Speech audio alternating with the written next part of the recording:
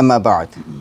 As we begin, we'll go over a hadith where Uthman reports that the Prophet of Allah sallallahu alaihi wasallam, he said, verily, the qabr, the grave, it is the first stage of the hereafter. So if one is saved from the punishments that happen in there, then whatever comes after that is going to be, you can take a guess, it's going to be easier for him, inshaAllah. But as for the one who's not saved from the adhab al-qabr, from the punishments of the hereafter, then things for him are just going to get more and more difficult. From this we learn there are many stations or stages in the akhirah. And al-maut or al-barzakh is just the first stage that every single human, every single soul, we all are going to have to travel through sooner or later. May Allah grant us all a good understanding. May Allah grant us all ease and goodness and the husnul khatimah, which is a good ending, because a lot of things is depending on that. It's mentioned that a person, he will die the way he lived, and what he loved in his heart, that is what he will be saying when he's passing away. So if a person, for example, he loved Allah and he loved to offer salah, he loved to obey Allah, and he hated what Allah dislikes, then for him, when al-maut comes to him, or the angel of death comes to him, then he will say, La ilaha illallah, by the permission of Allah. But if his heart was turned to something else, he was a Muslim, but he used to love Netflix, for example, or he used to love doing other things. He used to love staring at that which he's not supposed to stare at. He used to love committing different types of sins. So at the moments of death, then instead of saying La ilaha illallah, he will start saying what was inside his heart. Again, may Allah grant us all a good understanding. May Allah protect us. So quickly, inshallah, today we'll try and keep it, no longer than 30 to 40 minutes, inshallah. We'll go over the reality of death, and death from a linguistic point of view, and also the definition of Al-Barzakh. And so remembering death itself, it's almost pointless, one can say. To think about death is almost pointless. It doesn't awaken the heart. Many of the Muslims today will think about death. Many of us will even go to the qabr, we'll go to the graveyard, we're burying people, but the heart is not moving, it's not awakening, we're not pondering over our own life and our own destination. Why is that? It's because usually, we fail to make the most important connection. And that connection is called ma'rifah. Ma'rifah is knowledge of Allah, something that helps you and I recognize who Allah is. So knowing the signs of death, also knowing the different things that happen during the moments of death, how the angels come to you, what's going to happen once you're put inside your qabr, the angels that come and question you in the qabr, everything that happens in al-barzakh or in the qabr, and how we are resurrected, everything, it should lead us to know who Allah is, knowing that He's in full control of everything that happens. And if we cannot make that connection, then the heart, it remains dead, it remains in place, it remains indifferent. And that is why the very first thing we have to go over, even when it comes to death, if we want to benefit from the reminder, the Quran, Allah, He says, Inna hadhihi tadhkira, that the entire Quran, it is a tadhkira, something to remind you of what's to come in the akhirah. Again, may Allah grant us all a good understanding. And thus we find that Surah Waaqi'ah, it does exactly that. It connects the two. It helps you think, Allah, it's a very, very powerful surah. We'll recite a few ayat. So after an entire discourse where Allah is mentioning, the different rewards for those who are the sabiqun, ulaika al-muqarrabun, those who are close to Allah, and the rewards that they will have. Then He mentioned ashabul yameen, the companions of the right. They were the moderate, not as close to Allah as the muqarrabin, but they were still good people, righteous people, the believers. Allah, He describes their rewards. Then He describes the punishments of ashabul shimal, the companions of the left, meaning those who will be going to Jahannam, those who will receive their book on the left hand. So after that entire discourse, the entirety of the surah after that is all about death.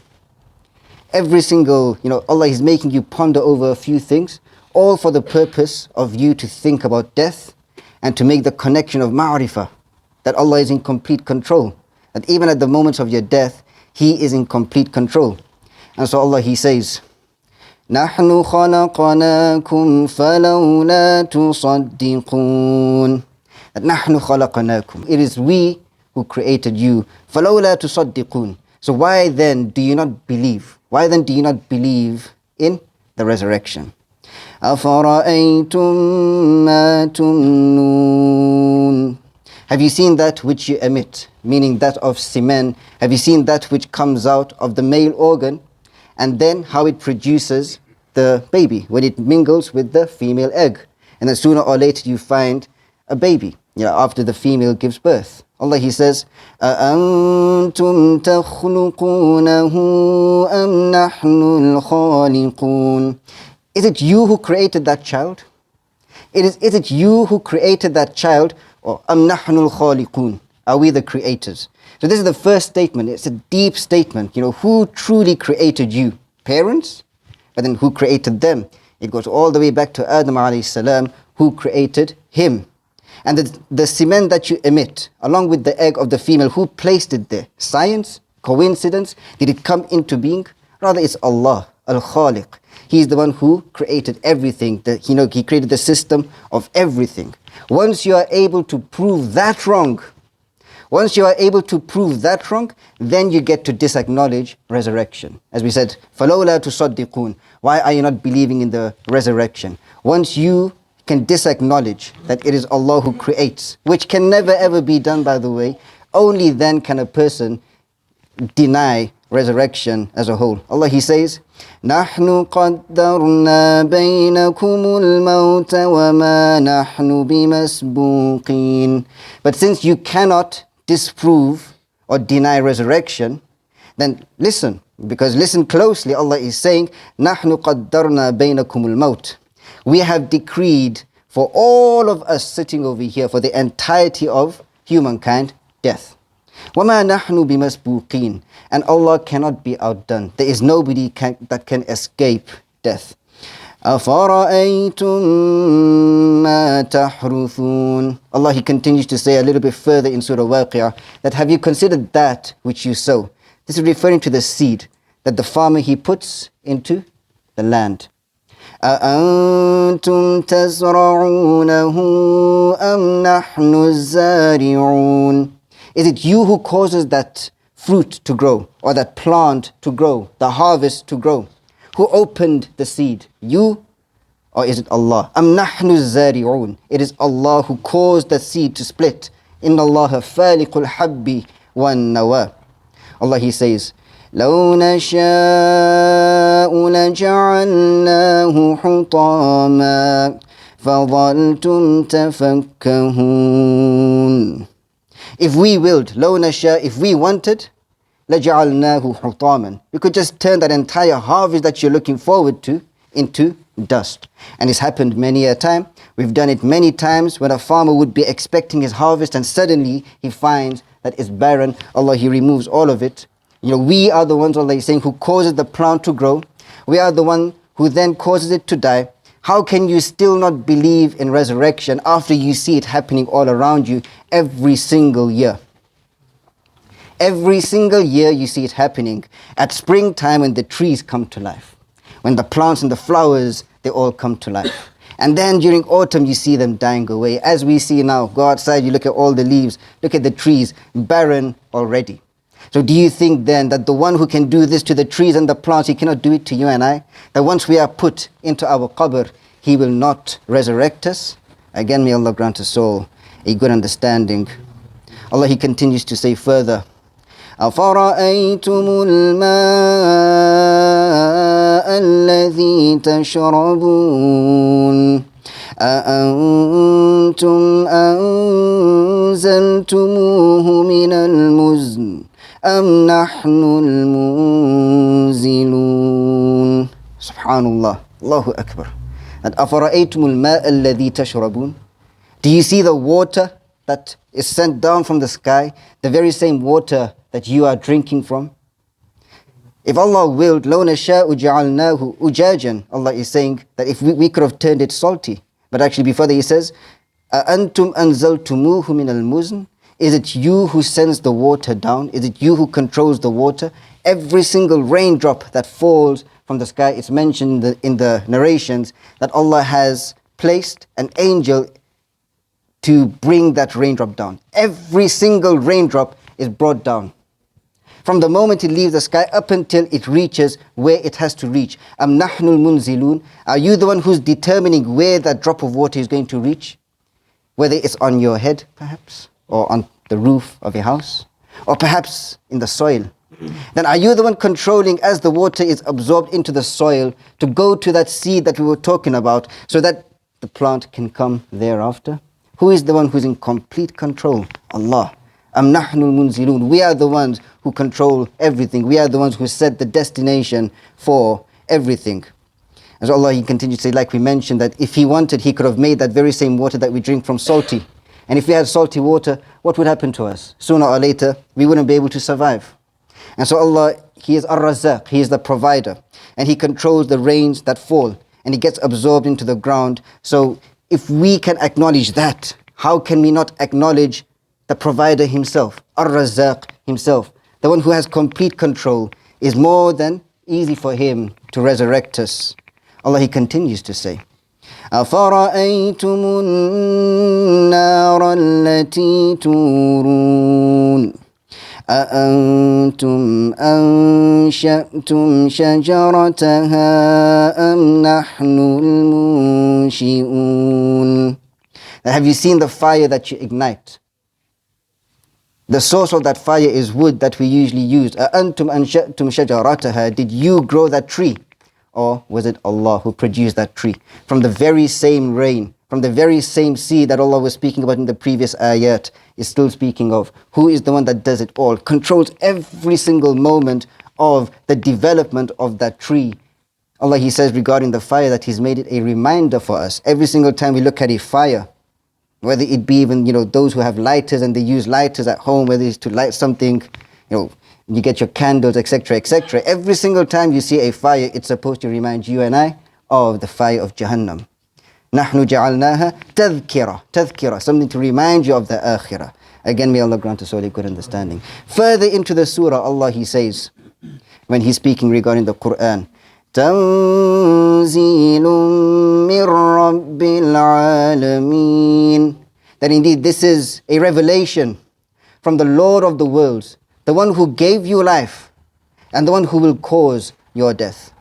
أَفَبِهَذَا الْحَدِيثِ أَنْتُمْ مُدْهِنُونَ. So is it to this statement then, that the one who's in complete control of your life, He causes you to come to life, He will cause your death, how are you indifferent? That when you think about death, you think about your return to Allah, it's not moving your heart, it's not waking you up, that we're standing around the grave when we're burying a person and we're not shedding tears, that what is going to be my situation when I'm put in there.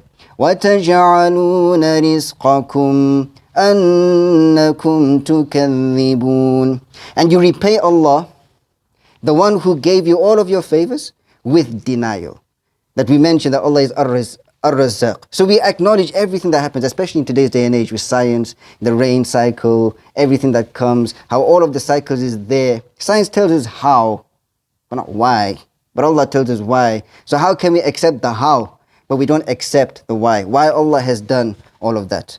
And so Allah, He continues to say, and again, this is all building up to one simple question, and we're getting near to it, where Allah, He continues to say, فَلَوْلَا إِذَا بَلَغَتِ الْحُلْقُومِ.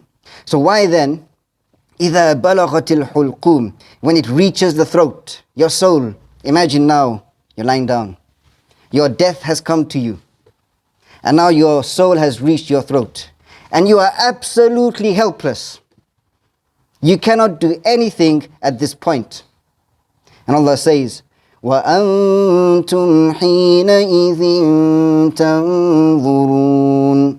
And as for the person who's standing nearby and you're looking at the dying person, you're just looking on. Even you are helpless. You cannot help him. You cannot do anything for him at this point.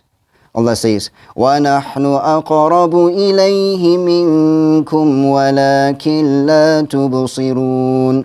وَنَحْنُ أَقْرَبُ إِلَيْهِ مِنْكُمْ. And we are closer to Him than you, even though you cannot see it. وَأَنْتُمْ وَلَكِنْ لَا تُبْصِرُونَ.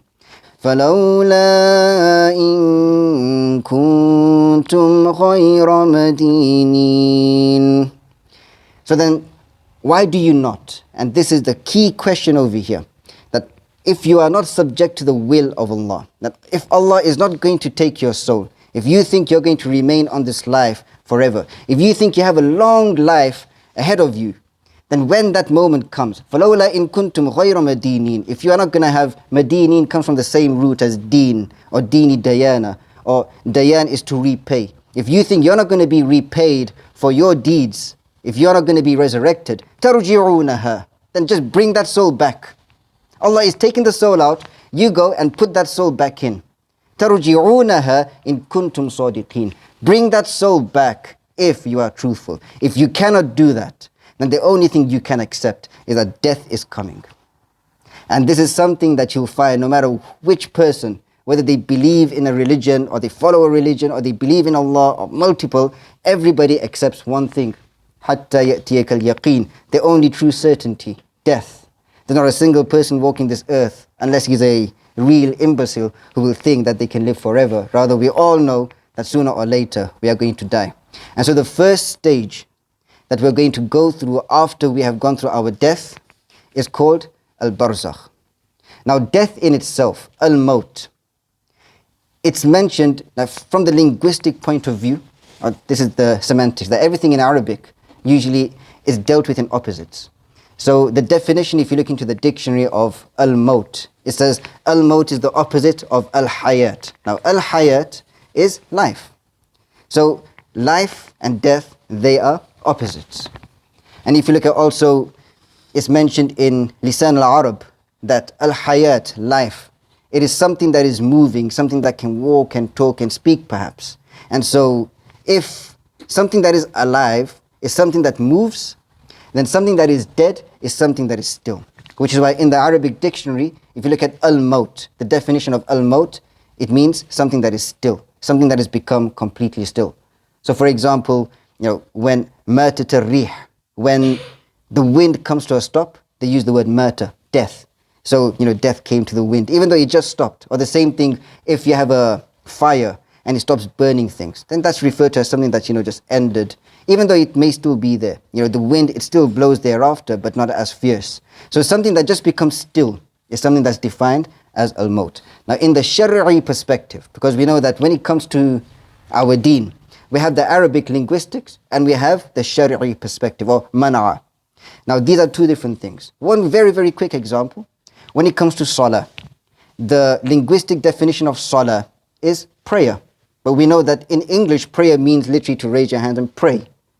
However, if you look at the Shar'i definition of salah, it means to offer the salah that we actually offer with all the rituals and the sets and all the positions that we have to be in. So there's always a difference between the Sharia and between the linguistics, and something many of us, we actually don't differentiate between. It's very important to ensure that there's a differentiation, so that we don't mix the two together and then we get deceived and then we're having misunderstandings when it comes to the Quran, etc., etc. May Allah grant us all a good understanding.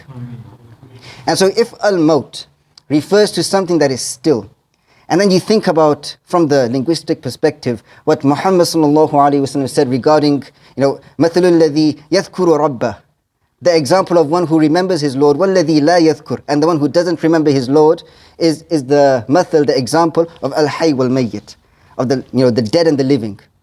So what does that mean for us? Is that if your heart doesn't move, then perhaps the spiritual heart itself is already dead. May Allah protect us all from that. It's hard, the qaswat al-qalb. When we're standing for salah and we're hearing the powerful ayat of the Quran being recited to us, or even whilst we're sitting over here, and if the heart is not moving, it's a sign that the heart is diseased or dying. The spiritual heart, the iman that we have in our hearts. And so you need to bring it to life. A sign that your heart is alive. Allah, He mentions, تَقْشَعِرُّ مِنْهُ جُلُودَ الَّذِينَ يَخْشَوْنَ رَبَّهُم, that when they hear the ayat of their Lord, when they are reminded of their Lord, their skins, it shivers out of awe and fear of who Allah is, of the might and the power and the majesty and the rahmah and the care of Allah. Their skins shiver at how amazing Allah is. ذَلِكَ هُدَى اللَّهِ. That's a sign that Allah has guided you. That's one of the signs that you have achieved guidance from Allah. يَهْدِي بِهِ مَن يَشَاءُ وَمَن يُضْلِلِ اللَّهُ فَمَا لَهُ مِنْ هَادٍ. That's a sign that you've been guided, and whoever Allah sends astray, then there is no guide for him. May Allah grant us all a good understanding. And so Al-Barzakh. Al-Barzakh is usually a term used to refer to the life of the qabr. Now, again, barzakh in the linguistic terms, it refers to a barrier. مَرَجُ الْبَحْرَيْنِ يَلْتَقِيَانِ بَيْنَهُمَا بَرْزَخٌ لَا يَبْغِيَانِ. For example, Allah, He says in Surah Rahman that He's made the seas and there's a barrier between them so that they do not mix, they do not transgress, etc., etc. But again, from the Shar'i perspective, Al-Barzakh is referring to the life of the qabr. So once the soul leaves the body, that is the moment Barzakh begins. And it remains up until Yawm al-Qiyamah. So when the final trumpet is blown and we are all resurrected, Barzakh remains up until that term. All souls are in Barzakh throughout this term. So even if a person, let's say he drowned, and so you couldn't find his body, or let's say they burnt him, or anything as such, like how they do in Hinduism, they burn the bodies. Even then, the soul will still be in Al-Barzakh. And all of the punishments that we hear of the qabr, it takes place in Al-Barzakh. Again, may Allah grant us all a good understanding. Also, like we mentioned, Barzakh is the first stage of many stages or stations that we mentioned in the hadith. Not much is revealed regarding the Barzakh itself. So all of it, majority of it is from ilmul ghaib. We cannot speak too much about it. So the nature of it, how it is, this is something that's beyond our understanding. It has not been revealed to us. But what the ulama say is that time is different over there and space is different over there. So everything that we know, everything that we can sense and see and feel and understand, the Barzakh is completely different. So it's something of a complete new experience. The example given again is, imagine a baby when it's inside the womb. When it first starts being developed, it's chilling, it's got a nice big space, everything's done for it. It's like, wow, this is my world.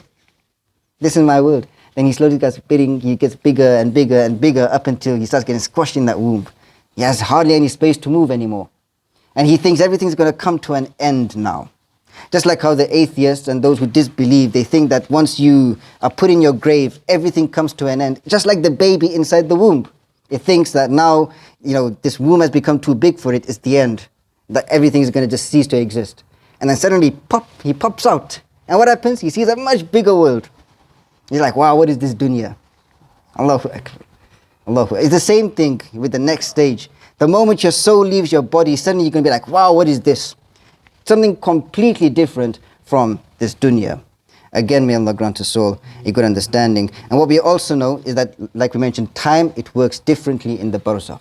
So we know that for the disbelievers, it's going to feel like eons upon eons upon eons that they have stayed in the Barzakh, punishment after punishment on a daily basis. Which is why Allah, He mentioned in Surah Yasin that when they are resurrected, مَنْ بَعَثَنَا مِنْ مَرْقَدِنَا, who resurrected, who brought us out after our long sleep. هَذَا مَا وَعَدَ الرَّحْمَنِ وَصَدَقَ الْمُرْسَلُونَ. This was the promise of the most merciful, and the messengers were truthful. Whereas for the believers, when they in the Barzakh, it will be easy for them. So it will be very fast for them according to some understandings. And again, Allah is over all things powerful, and everything is easy for Allah. So if He can make something seem long for one group of people in the very same time and space, and something short for another group of people, then He can do anything. That's something that is there. And so we'll reach to the end today.